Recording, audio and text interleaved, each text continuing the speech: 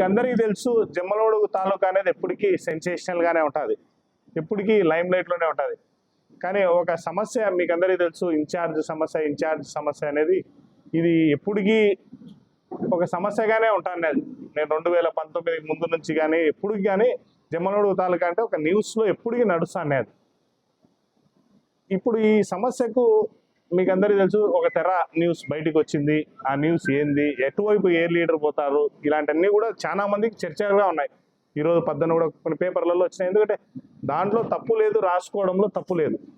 కానీ వాస్తవం కూడా నేను ఒక బాధ్యతగా వైఎస్ఆర్ పార్టీలో కార్యకర్తగా మొదలయ్యి వైఎస్ఆర్ పార్టీలో కొనసాగుతూ ఇప్పుడు ఒక స్థానికంగా ఒక శాసనసభ్యునిగా పనిచేసి తర్వాత ఇప్పుడు కూడా ఒక గట్టి హామీతో మళ్ళీ జగన్మోహన్ రెడ్డి గారు మీకు అందరికీ తెలుసు మళ్ళీ నన్ను ఆయన పక్కన బలంగా కూర్చోబెట్టుకొని నాకు గట్టి హామీ ఇచ్చినారు కూడా మీకు అందరికీ తెలుసు.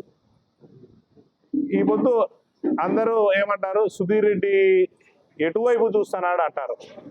మీకందరికీ ఒక్కటే ఒకటి చెప్తాను చూడండి. నేను ఆ రోజు 2016లో వైఎస్ఆర్ పార్టీయే లేదు జమ్మలమడుగు తాలూకాలో భూస్థాపితం అయిపోయిన రోజు నా సొంత కుటుంబం, మీకు అందరికీ తెలుసు, మా కుటుంబం రాష్ట్రంలోనే పేరుగాంచినది.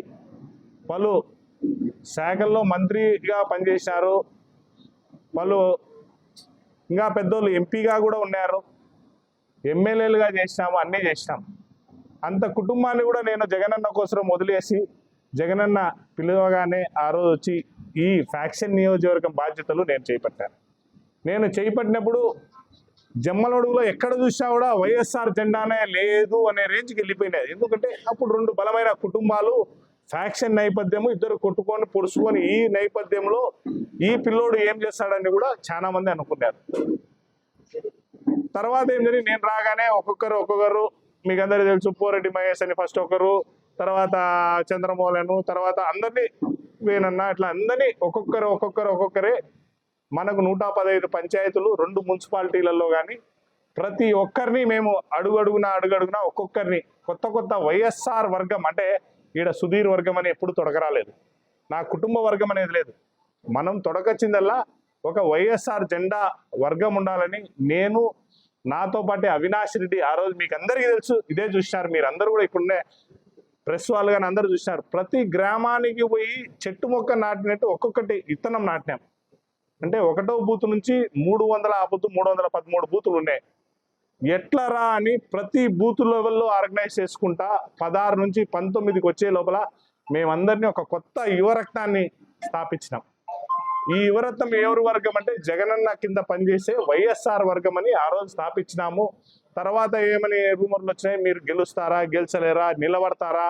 ఎందుకంటే అప్పుడున్నే పరిణామాలు ఎలా ఉన్నాయంటే, జమ్మలమడుగు రూరల్ మండలంలో 10 గ్రామాలలోకి పోగలుగుతారా, జమ్మలమడుగు టౌన్కే రాగలిగి నిలబడగలుగుతారా?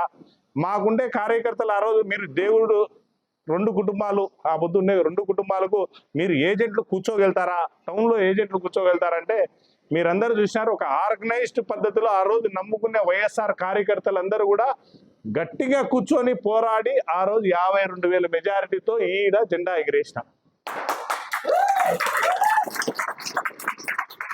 తర్వాత ఎప్పుడు జమ్మలమడుగు తాలూకా స్వీప్ కాలే, అంటే 6 ఈ మండలాలు 2 మున్సిపాలిటీలు అన్నీ కూడా వన్ సైడ్ రావడం అనేది ఎప్పుడు జరగదు.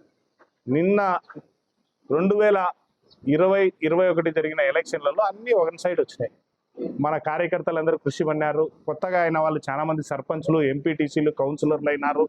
కొన్ని మందికి నామినేటెడ్ పదవులు. మీరందరికీ తెలుసు, జమ్మలమడుగు తాలూకాలో ఎప్పుడు కూడా ఇన్ని చైర్మన్ పదవులు రాలేదు.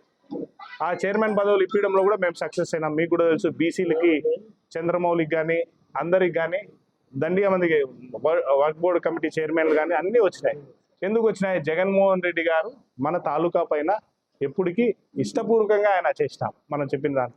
ఆ తర్వాత మళ్ళీ 2019-24 ఎలక్షన్లు వచ్చినాయి. దురదృష్టశాతం రాష్ట్రమే మనం దెబ్బతిని ఓడిపోయినాము. ఓడిపోయినాక పరాక్రమాలు పలుకుతున్నారు కొంతమంది, మేము గెలిచినాము. ఇది రాష్ట్రంలో మనం ఇచ్చిన హామీలు నెరవేర్చినాము. కానీ మనకంటే కొన్ని అబద్ధపు హామీలు చంద్రబాబు నాయుడు గారు చెప్పి ఆయన పదవిలోకి ఎలాగ దొంగదారిగా రావాలి, ఆ గాలిలో మన తాలూకా కూడా ఒక లూజర్ అయినాం. మనం ఓటమి అంగీకరించినాము. కొన్ని రోజులు మౌనంగా ఉన్నప్పుడు పారిపోయినారన్నారు, అన్నీ అన్నారు. యుద్ధం అయితే వైఎస్ఆర్ పార్టీ తరఫున నేను కానీ నా కార్యకర్తలు కానీ యుద్ధం కరెక్ట్గా చేసినాం. ఎప్పుడు కూడా ఇంత యుద్ధం ఎవరూ చేయలేదు. యుద్ధం చేయడంలో అన్ని రకాల శక్తులు, అన్ని రకాల ఆయుధాలు మేము ఉపయోగించినాం.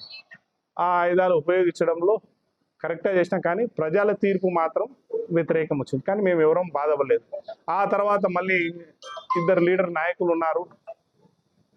ఒకరికి ఒక రకం ఉంది, ఒకరికి ఎమ్మెల్సీ ఇచ్చినారు, అది ఇది అన్ని చాలా రూమర్లు వచ్చినాయి, డిస్టర్బెన్స్ జరిగినాయి. అవి బాధాకరంగా ఎవరికైనా కూడా కార్యకర్తలు కొంతమందికి బాధ ఉన్నాయి, అది నాయకులు నాలాంటి వాళ్ళకి అన్నీ ఉన్నాయి. కానీ జగన్మోహన్ రెడ్డి గారు గట్టి కూర్చోబెట్టి ఏం సుధీర్ అంటే నేను ఒకటే అన్నాను, వైఎస్ఆర్ పార్టీని ఎప్పుడు మేము ఇడసాము, వైఎస్ఆర్ పార్టీలో ఉండడం కార్యకర్తగానే ఉంటాను. కానీ వేరే పార్టీలు కానీ వైఎస్ఆర్ పార్టీకి హామ్ చేయడంలో కానీ, వైఎస్ఆర్ పార్టీకి నాటిన మొక్కలను లోకల్ బాడీలు రేపు జరుగుతాయి, దాంట్లో నాటిన సర్పంచులు కానీ ఎవరైనా నిలవన్నా కానీ ఎవరిని మేము నాటిన చెట్టును మేము నరుక్కోవాలని ఎప్పుడు కూడా ఆలోచించాం. ఈ పొద్దు ప్రతి ఒక్కరికి తెర మీదకి రావాలంటే నేను నిన్న అందరికీ తెలుసు, నిన్న జరిగిన పరిణామాల్లో వైఎస్ఆర్ పార్టీ తరఫున నాకు సెంట్రల్ ఎగ్జిక్యూటివ్ మెంబర్ ఇవ్వడము, తర్వాత ఇంకొక గట్టి హామీ ఇవ్వడం, ఇవన్నీ జరిగినాయి. హామీల కంటే ముందు మేమందరం వైఎస్ఆర్ కుటుంబం. వైఎస్ఆర్ పార్టీని గెలిపించేదానికి నేను టికెట్ ఎవరికైనా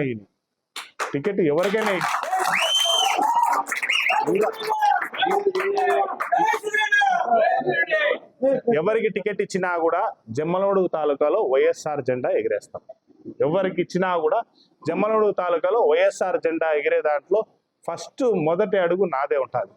తప్పుడు ప్రచారాలు ఇప్పుడు తెలుగుదేశం వాళ్ళు ఏమంటున్నారు, ఆ ప్రచారాలను మీరు ఎవరు కూడా నమ్మకండి. ఈరోజు ప్రెస్ మీట్ పెట్టేదానికి ఎందుకంటే నాకు అవసరం లేదు, ఎందుకంటే నా గుండె అంతా వైఎస్ఆర్ గుండె. నేను వేరే దారి చూసాననే ఆలోచన కూడా ఎవరు పెట్టుకోవద్దు. వైఎస్ఆర్ పార్టీకి తప్ప ఏలు పట్టకూడదు. ఎందుకంటే ఆ రోజు అందరినీ నేను కాదని వైఎస్ఆర్ పార్టీకి ఒంటరిగా పోరాటం చేసినాం, ఈ పొద్దు నాటినాం. ప్రతి ఒక్కటి వైఎస్ఆర్ సైడే చూస్తుంది.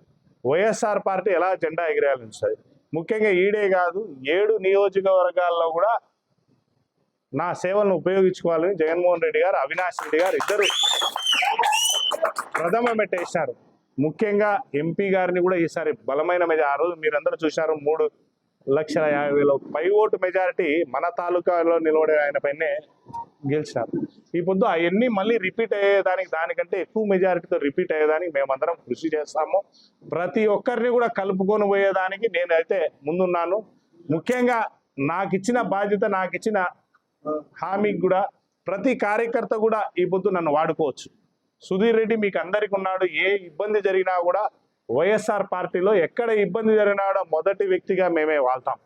పోలీస్ స్టేషన్లలో కానీ, కార్యకర్తలపైన ఏమైనా కేసులు పెట్టినా కానీ, కార్యకర్తలపైన ఏమైనా గలాటలు జరిగినా కానీ, ఏ విధమైన ఆదుకుండేదానికి కూడా, హాస్పిటల్లో కానీ ఎక్కడైనా ఆదుకుండేదానికి కూడా మేము మొదట అడిగేసి వైఎస్ఆర్ పార్టీ వెనకబడే ఉంటాము. ఎవ్వరు కూడా అపోహ పెట్టుకోకండి, సుధీర్ పోతాడు, సుధీర్ తొక్కుతాడు, లోపల అపాయం చేస్తాడని ఎప్పుడూ పెట్టుకోకండి. మా అందరి ఆలోచన కూడా ఇప్పుడు అందరినీ కలుపుకొని పోయి వైఎస్ఆర్ పార్టీ జెండా ముందుగా జమ్మలమడుగులో ఎగిరేయాలనేది మా కోరిక. మీరందరూ దయచేసి అందరూ కూడా నమ్మాలి, ఏ అపోహలు కూడా పెట్టుకోకుండా మీడియా ద్వారా ముఖ్యంగా చెప్తున్నాము, ప్రజలకు ఈ మాట చేరువేయండి. ముఖ్యంగా ఆపోజిట్ వాళ్ళకు కూడా చేర్చితే చాలా బాగుంటుందని మీ అందరి ద్వారా కోరుకుంటూ సెలవు తీసుకుంటాం. Local to global news at your fingertips. మీ చేతిలో ఒక ఆయుధం. డౌన్లోడ్ రా TV app. Media legend Ravi Prakash is back.